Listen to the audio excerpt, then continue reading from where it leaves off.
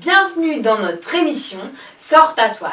Cette émission est uniquement pour les abonnés de la newsletter, donc bienvenue à tous et à toutes qui nous rejoignez dans cette aventure Creative People. Aujourd'hui, je vais vous parler de l'automne et du lâcher-prise. Pourquoi j'ai voulu aborder ce thème avec vous? Parce que je trouve que c'est un thème parfait pour l'automne. En effet, nous sommes invités à revenir vers nous-mêmes parce que, en effet, le jour baisse plus tôt. Et puis, on est invité à retrouver notre créativité. Nous sommes portés à faire des activités qui sont plus à la maison parce que parfois le temps n'est plus trop au rendez-vous, le soleil baisse plus vite. Alors, et si tu en profitais pour prendre du temps pour toi? Est-ce que tu y as déjà pensé? Est-ce que tu as un coin dans la maison qui pourrait te servir d'atelier d'artiste? L'artiste de ta vie. Qu'est-ce que j'entends par artiste? J'entends pas, bien sûr, que tu deviennes un artiste qui peint des toiles et qui les expose, au contraire, mais bien l'artiste de ta vie. Quelqu'un qui utilise tout simplement ses mains et qui se met à créer parce que l'humain est tout à fait créatif de nature. Et je voudrais t'inviter à retrouver cette capacité qu'ont les enfants d'émerveillement, de joie et tout simplement de liberté en te servant de tes mains. Et je te proposerai d'ailleurs une activité de peinture. Cette période d'automne est aussi plus propice à l'introspection. Je ne sais pas toi, mais moi, en cette période, c'est une période où les choses sont un peu feutrées, sont un peu en attente. Et j'en profite alors pour exercer ma créativité et observer aussi ce qui se passe en moi. Je ne sais pas si tu as remarqué, mais lorsque les feuilles tombent, le moral a tendance à descendre. Je ne sais pas comment tu te sens en ce moment, mais moi, je sais que j'ai une baisse d'énergie parce que, avec l'heure de décalage, souvent, nous avons des baisses d'énergie. Et je trouve que la créativité va venir booster cette baisse d'énergie et parfois cette baisse de morale parce qu'en faisant des rituels qu'on a souvent oubliés, et je ne sais pas toi, mais moi j'aime les rituels et je t'invite d'ailleurs à poser un petit rituel dans ta semaine. N'hésite pas à poser plus de rituels dans tes journées, à ritualiser tes journées avec l'automne, par exemple à ramasser des feuilles, à t'allumer une petite bougie et à consacrer un petit endroit, un petit coin de la maison où tu peux t'inspirer. Et des belles photos, des belles images et des images de personnes que tu aimes. N'hésite pas à mettre aussi de la lumière parce que la lumière c'est aussi très bon pour le moral, donc allume-toi une petite bougie. Et puis, pour prendre soin de toi, rien de tel que aller au rayon enfant de ton magasin préféré de créativité. Et puis là, tu vas t'amuser. Achète ce dont tu as envie. Longtemps, j'ai cru que les toiles étaient réservées aux artistes, jusqu'à ce que je découvre que finalement, j'avais peut-être envie de me mettre à peindre avec de la peinture acrylique et à peindre sur une toile et non plus sur une feuille parce que le support change tout et vous allez le voir lorsque vous l'expérimenterez. La peinture est vraiment un médium particulier, on pense que c'est réservé aux artistes et on n'ose pas toujours l'utiliser. Sauf que je pense que pour lâcher prise, il n'y a rien de meilleur que la peinture.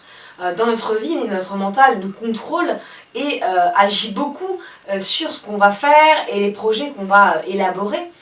Et finalement, si tu revenais à ton cœur, si tu revenais à quelque chose de beaucoup plus profond, en cet automne, je t'invite vraiment à revenir à toi et à revenir en toi avec des petits rituels créatifs. Est-ce que tu crois en toi?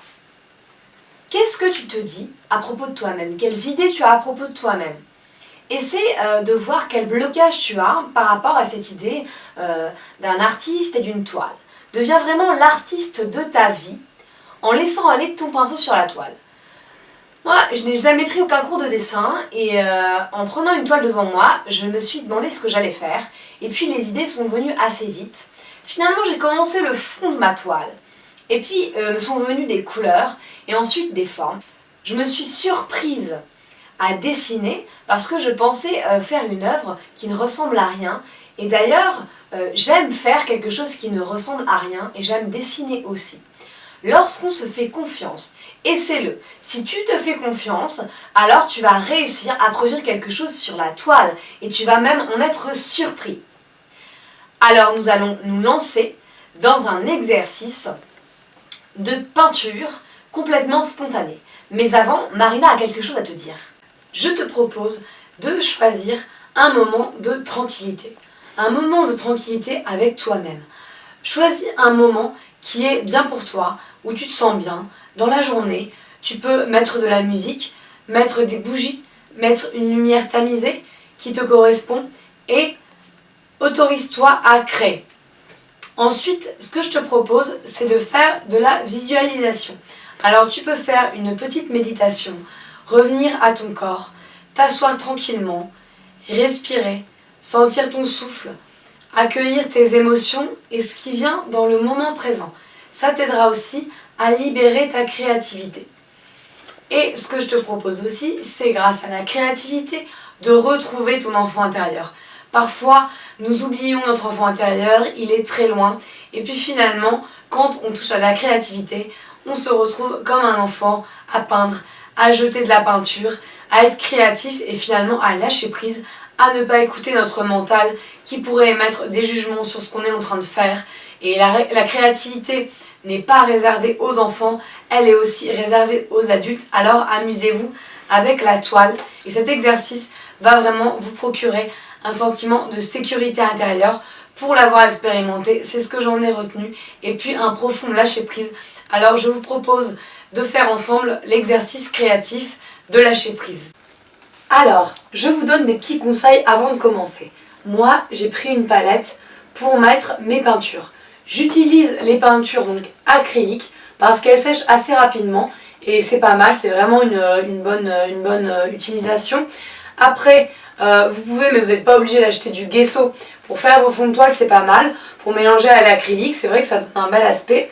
Et puis, j'ai aussi des rouleaux que j'ai trouvés au rayon enfant de peinture comme ça, avec lesquels j'aime bien faire mes fonds. C'est assez créatif et voilà, vous trouvez ça vraiment au rayon enfant, donc c'est vraiment sympa.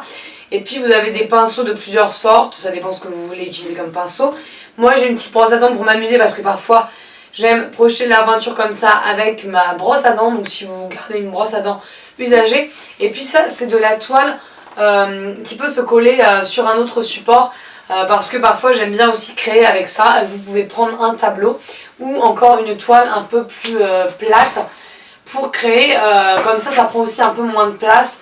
Moi j'ai des toiles aussi comme ceci, du coup des cartons entoilés et du coup là ça prend pas beaucoup de votre place chez vous si vous avez un petit espace.